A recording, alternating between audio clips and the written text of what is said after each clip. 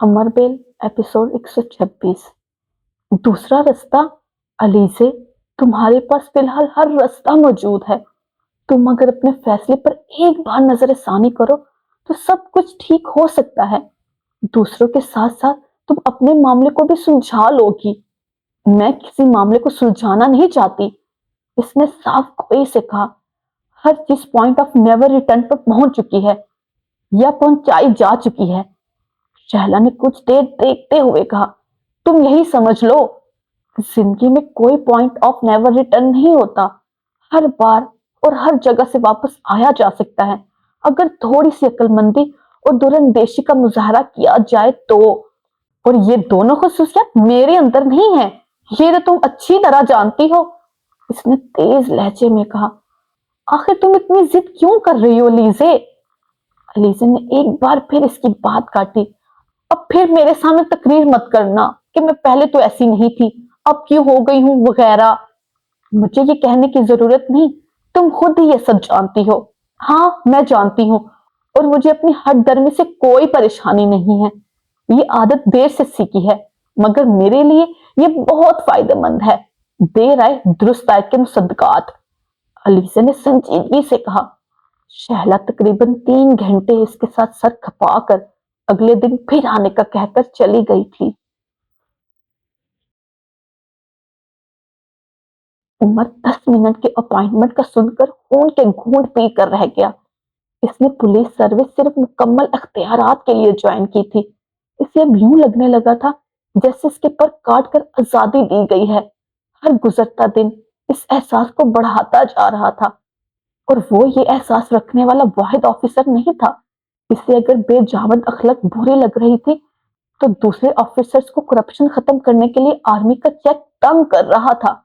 ये मुल्क को कौम की खिदमत नहीं थी जिसके लिए सिविल सर्विस में आते थे। ये 2 से और 4 से 8 बनाने का फॉर्मूला था जिसको सीखने के लिए लोग इस मैदान में कूदते थे। अब बाज दफा इसे फॉरेन सर्विस से पुलिस सर्विस में आने के फैसले पर अफसोस होता, और बाज दफा सिविल सर्विस में सिरे से आने पर। अगर दूसरों के हाथों कठपुतलियां बनकर ही नाचता था तो फिर तो पूरी दुनिया पड़ी थी।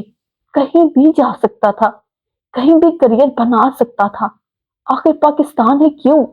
वो अक्सर सोचता और अपने फ्रेंड्स और कोलीग से डिस्कस करता रहता। इस डिस्कशन में हिस्सा लेने वाला वो वाहिद नहीं था, वहां हर दूसरे बंदे के पास यही मसाइल थे। पावर शेयरिंग आर्मी और ब्यूरोक्रेसी दोनों के लिए जैसे गाली की हैसियत अख्तियार कर गया था।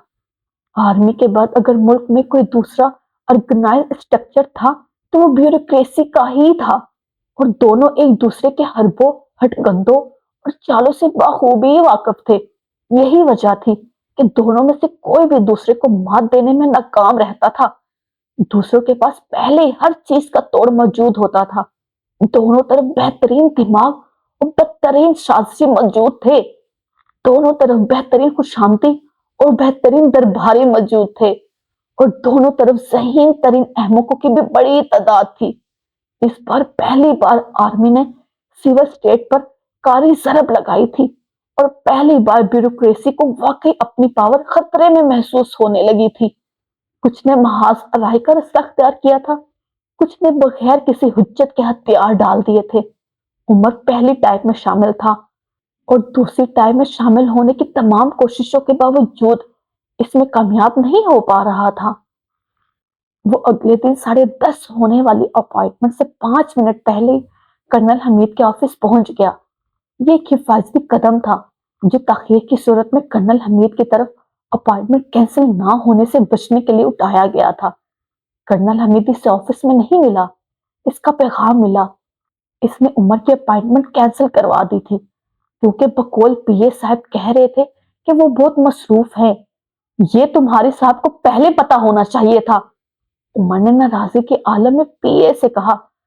अगर इन्होंने अपॉइंटमेंट तय की थी तो इन्हें मिलना चाहिए था। अपॉइंटमेंट तो सर मैंने तय की थी, कर्नल साहब ने तो तय नहीं की थी, वो भी आपने जबरदस्ती अपॉइंटमेंट तय करवाई थी। पीए बड़ी दीदा दलेरी के साथ तेजी से कह रहा था। जिसे उमर के लिए कर्नल हमीद से खास हदायत मिली थी। उमर को इसके सामने बेपनाह हिद्दत का एहसास हुआ। वो आपके लिए पैगाम देकर गए हैं کہ آپ چاہے تو فون پر اپنی بات کہہ سکتے ہیں۔ پی اے نے اس سے کہا۔ عمر اس کے پیغام کے جواب میں کچھ بھی کہنے کے بجائے وہاں سے نکل آیا۔ اپنے آفس آنے کے بعد اس نے ایاز حیدر کو فون کیا اور انہیں اس تمام معاملات کی تفصیل بتا دی۔ میں نے آپ کو پہلے یہ بتا دیا تھا کہ یہ آدمی مصالحت نہیں چاہتا، اس نے تفصیلات بتانے کے بعد کہا۔ یہ آدمی صرف میری بےزتی کرنا چاہتا ہے، صرف مجھے اپنے سامنے جھکانا چاہتا ہے اور کچھ بھی نہیں۔ وہ تقریباً پھٹ پڑا۔ اور اب تو میں دوبارہ کبھی اس کی شکل تک دیکھنا نہیں چاہوں گا۔ ایاز حیدر کچھ دیر خاموشی سے اسے بولتا سنتے رہے، پھر انہوں نے کہا، عمر میں چاہتا ہوں تم چند ماہ کی چھٹی پر چلے جاؤ۔ کیا مطلب؟ وہ یہ ایک دم ٹھٹک گیا۔ ہاں، تم چند ماہ کی چھٹی پر چلے جاؤ، نہ تم یہاں رہو گے نہ یہ مسئلے پیدا ہوں گے۔ مگر میں کیوں چھٹی پر چلا جاؤں؟ اس سے میرا کریئر… ایاز حیدر نے اس کی بات کاٹی۔ کریئر کی فکر تم مت کرو، میں ہوں اس کو دیکھنے کے لیے۔ تم بس چند ماہ کی چھٹی پر چلے جاؤ۔ میں اس طرح اپنی جاب چھوڑ کر جانا نہیں چاہتا۔ آپ…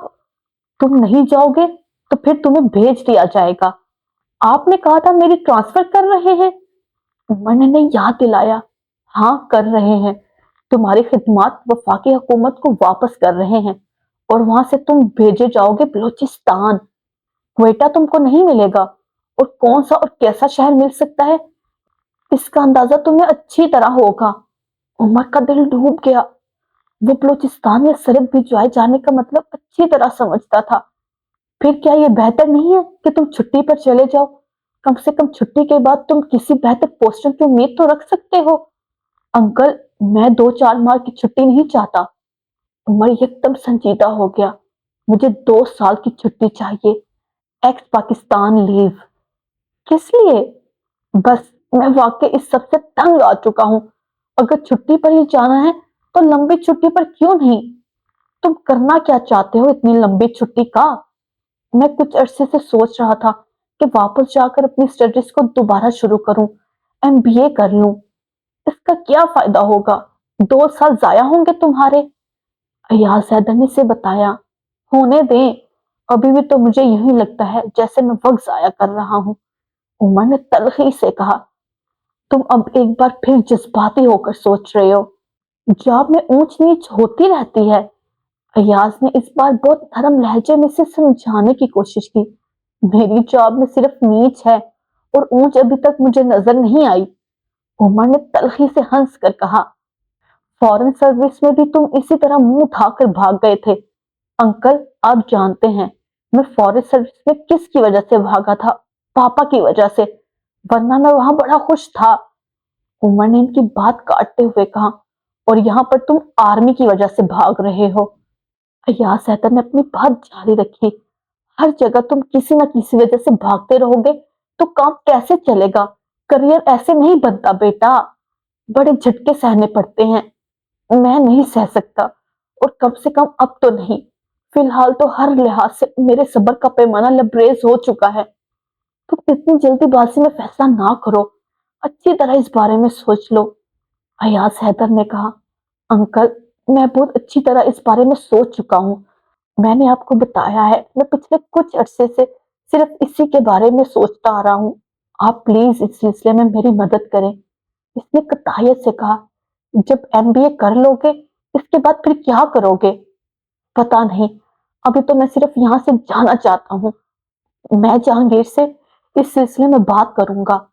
تم ابھی سارے معاملے کے بارے میں ایک بار پھر سوچو۔ انہوں نے اسے پھر سمجھانے کی کوشش کی۔ آپ مجھے چھٹی دلوا سکتے ہیں یا نہیں؟ عمر نے ان کی بات کے جواب میں سوال کیا۔ دیکھو عمر، فی الحال تو تمہارے لیے صرف 2-4 ماہ کی چھٹی پر جانا بہتر ہے۔ اس کے بعد کچھ عرصہ گزر جانے کے بعد تم اپنی چھٹی بڑھوا لینا، کیونکہ ابھی فوری طور پر تم پر کوئی بھی اتنی مہربانی نہیں کرے گا کہ فوراً تمہیں 2 سال کی چھٹی دے دے۔ تمہاری حرکتوں کی وجہ سے تمہارا سروس ریکارڈ خاصا خراب ہو چکا ہے، اس لیے پہلے میں تمہاری 4 ماہ کی چھٹی منظور کرواتا ہوں، بعد میں سے دیکھیں گے۔ ایاز حیدر نے صرف 2 ٹوک الفاظ میں کہا، ٹھیک ہے، آپ فی الحال مجھے 4 ماہ کی چھٹی پر بھجوا دیں۔ عمر ان کی بات مان گیا۔ میں فوری طور پر اپنی چھٹی کی منظوری چاہتا ہوں۔ آئی جی تم سے اتنا ناخوش ہیں کہ وہ بڑی خوشی سے تمہیں چھٹی پر بھجوائے گا۔ تم کو اس بارے میں پریشان ہونے کی ضرورت نہیں ہے، ایاز حیدر نے ہلکے پھلکے انداز میں کہا۔ بلکہ وہ تم سے اتنا بیزار ہے کہ اس کا بس چلے تو وہ تمہاری اس چھٹی کو کبھی ختم نہیں ہونے دے۔ وہ خود کون سا بڑا اچھا آدمی ہے، تاریخ میں اس سے زیادہ نکما اور بزدل آئی جی آج تک اپوائنٹ نہیں ہوا۔ عمر نے بڑی بے باکی سے تبصرہ کیا۔ کچھ احتیاط کرو، اگر تمہاری لائن انڈر آبزرویشن ہوئی تو ایسے تبصروں کے بعد تمہارا کیا اشر ہوگا، تمہیں یاد رکھنا چاہیے۔ اگر وہ آپ کا دوست نہ ہوتا تو میں یہ جملہ اس کے منہ پر اس کے آفس میں کہہ کر آتا۔ میں اس سے خوفزدہ نہیں ہوں، عمر نے بے خوفی سے کہا۔ تم کتنے بہادر ہو میں اچھی طرح جانتا ہوں۔ فی الحال فون بند کر رہا ہوں، کال کافی لمبی ہو گئی ہے، تم اپنا سامان پیک کرنا شروع کر دو۔ میں چند دنوں تک تمہاری چھٹی کے بارے میں آرڈر تم تک بھجوا دوں گا۔ ایاز حیدر نے فون بند کرتے ہوئے کہا۔ فون کا ریسیور رکھ کر عمر نے بے اختیار سر کو جھٹکا۔ اپنی کرسی کے پشت سے ٹیک لگا کر وہ بہت دیر تک اپنی کن پٹیوں کو مسلتا رہا۔ جنید کے پیرنٹس آئے ہیں، تم سے ملنا چاہتے ہیں۔ سمینا نے اس کے کمرے میں آ کر اس سے اطلاع دی۔ میں ان سے ملنا نہیں چاہتی، آپ معذرت کر لیں، کوئی ایکسکیوز دے دے۔ علیزہ نے ہاتھ میں پکڑی ہوئی کتاب بند کرتے ہوئے کہا۔ ان سے یہی کہہ دیتی ہوں کہ تم ان سے ملنا نہیں چاہتی، سمینا نے واپس مڑتے ہوئے کہا۔ علیزہ خاموش رہی۔ اس سارے معاملے میں وہ اگر کسی سے واقعی شرمندہ تھی تو وہ جنید کی فیملی اور خاص طور پر اس کے والدین ہی تھے۔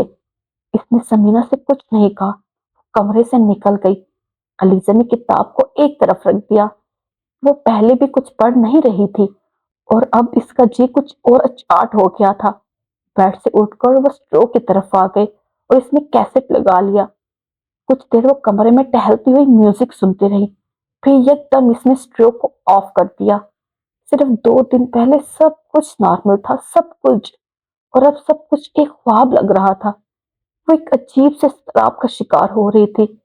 بار بار وہ اپنے ذہن سے جنید، اس کے گھر والے اور اس کے گھر کو جھٹکنے کی کوشش کر رہی تھی اور بری طرح جاری۔ رک جائیں، آپ نے اس ویڈیو کو لائک کیا؟ نہیں کیا نا تو پلیز لائک کر دیں، اور چینل کو سبسکرائب کیا؟